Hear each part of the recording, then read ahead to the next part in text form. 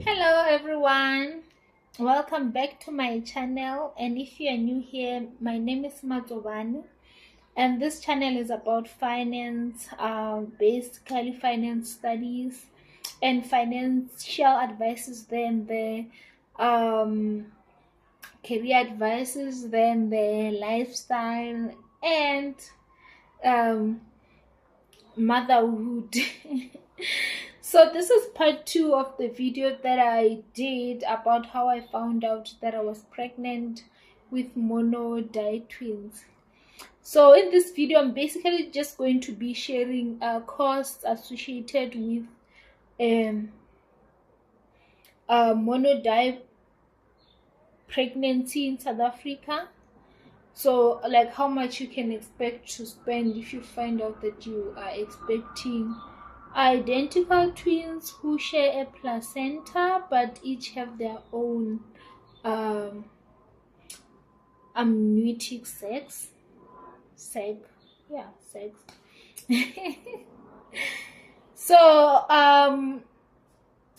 with my medical aid, let me just start with by saying that with my medical aid which I'm using, which is MedShield, they only cover 6 prenatal consultation with a gynecologist. So as you can imagine, that is already not enough for the duration of pregnancy. So some of the pregnancies you have to pay cash, some of the consultation you have to pay cash. So let's start with the fact that you have to see a fetal medicine specialist in the first trimester, so for them to basically diagnose whether you're having a mono or mono twins. So for the first consultation that we had, we paid around 5,700 rands, and can imagine that was like unplanned costs. So with our gynecologist as well, the rate is quite high. I think probably because of the area, or I don't know why, because he charges above the medical aid rate. So we'd usually always pay 800 above what the medical aid pays. Pay 800 above what the medical aid rates are. So already you can see 5.7 plus 800, how much is that? Is 6.5, right? And then the doctor said that she would like to see us every 2 weeks after 16 weeks. So from 16 weeks, as you can imagine, the rate is no longer the same. And also remember that the rate for twin pregnancies, triplets, or if you're having 4 kids, it's not the same because they charge per child, right? So for twins, basically those are the costs that I mentioned.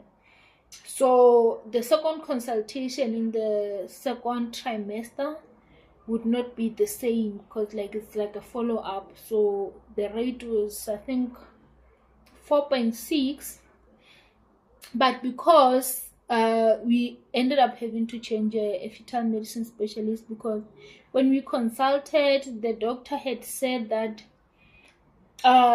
you're not allowed to use your phone, right? And also she also does not like give you the hard copies of the ultrasound picture. She would send them to you via email, and then she will also have to write a report to your gynecologist, like your primary doctor for your pregnancy that you see once a month.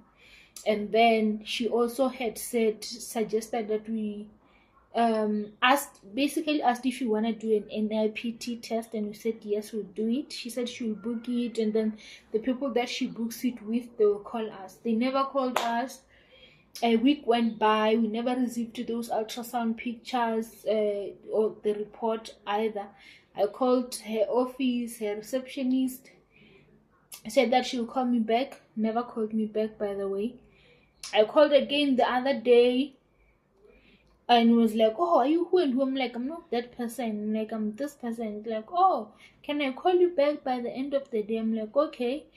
I mean, that already tells me there's a lot of people that she promised to call back and never did.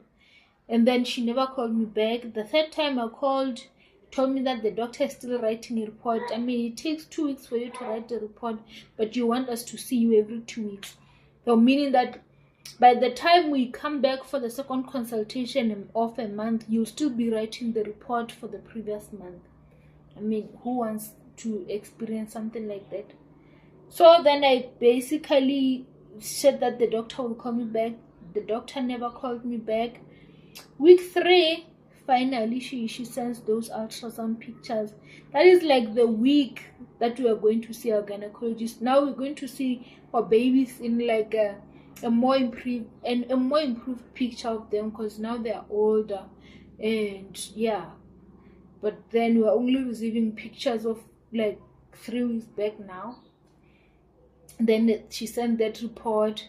Those people she said will call us never called us back. Went to consult, talked to our gynecologist about that report that he received, and then we're like, yeah, no, this doctor is not the one. We asked him to order the test. He ordered the test, and where we did the test, they said that you don't pay right away, that you have to pay, I guess, later. Then they took the blood test. A week went by, another week went by. Then I received an email saying that they are following up, or an invoice followed up by a follow-up email saying that they have not done the test. They're waiting for the payment. Like, based on what people are saying online, experiences of NIP test of other moms online, they would say that the test has to happen within a certain period of time. That period has passed, so they've been sitting there with our blood, not calling, not doing anything, because they have not received the payment. Instead of, they could have sent an email with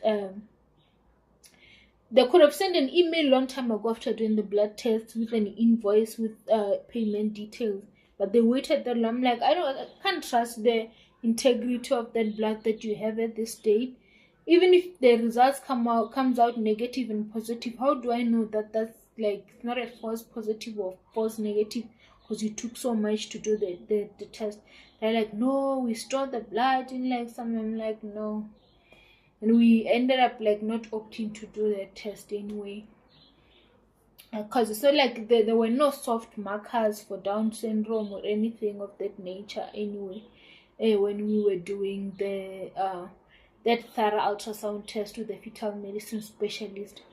Then we had to find a second fetal medicine specialist who said that she only sees people from in second trimester from 20 weeks going upwards. Then it kind of raises a question like, why did that other doctor wants to see us every 2 weeks after the 16th week of pregnancy? I mean, was it to milk us? Why don't these doctors do things the same if they're both fetal medicine specialists? And then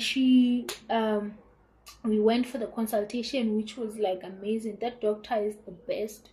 If you are in the same area and you want like me to recommend or tell you the name of the doctor, you can just say that in the comment section. I'll mention the doctor's details. She was amazing. She's like perfect.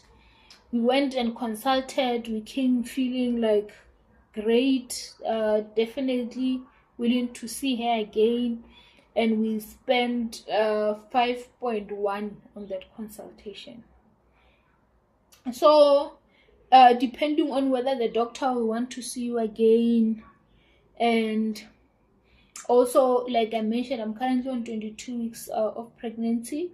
I may have to have like more consultations with the fetal medicine specialist, depending on what my gynecologist see, if the kids are not growing the way they're supposed to, because the fetal medicine specialist says that she does not think that those complications would happen, because she's usually able to predict those earlier on, within the even as early as the first trimester, between week 11 and 13. She can already tell that you need to perform this procedure. So with our twins, she said that they were growing fine. There's nothing concerning about their growth. There were like no soft markers for Down syndrome, or like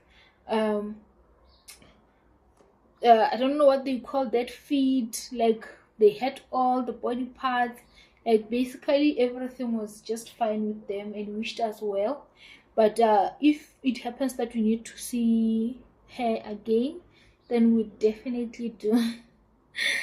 So, and yeah, as I'm speaking to you, then with the gynecologist cost, because I think you pay around 2.2 for your first WM consult. If you're paying cash, 2.2 for the first consultation and 1.7 for the follow-up consultation. So going forward for the remaining consultations, so like now the second consultation, the coming consultation with the gynecologist will be on week 24, so that will be like 1.7 cash, because the consultation on the medical aid, they're already finished. You can imagine with all those ups and downs.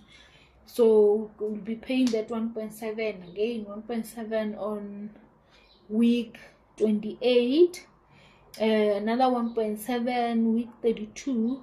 But then again, the fetal medicine specialist mentioned that towards a month or two before the delivery of the baby, we may have to see the gynecologist every other week, for the gynecologist to monitor the length of the cervix, since I once had a cervical cone biopsy. So that would be even more cost, but at least we know what we are working with. Like, we'll be prepared financially compared to like it being a surprise at just one point like that.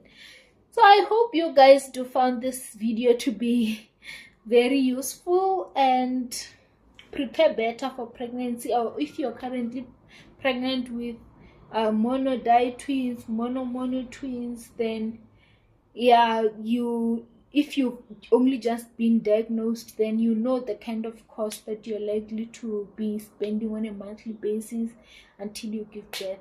So thank you so much for watching. I'll see you on another video. Bye.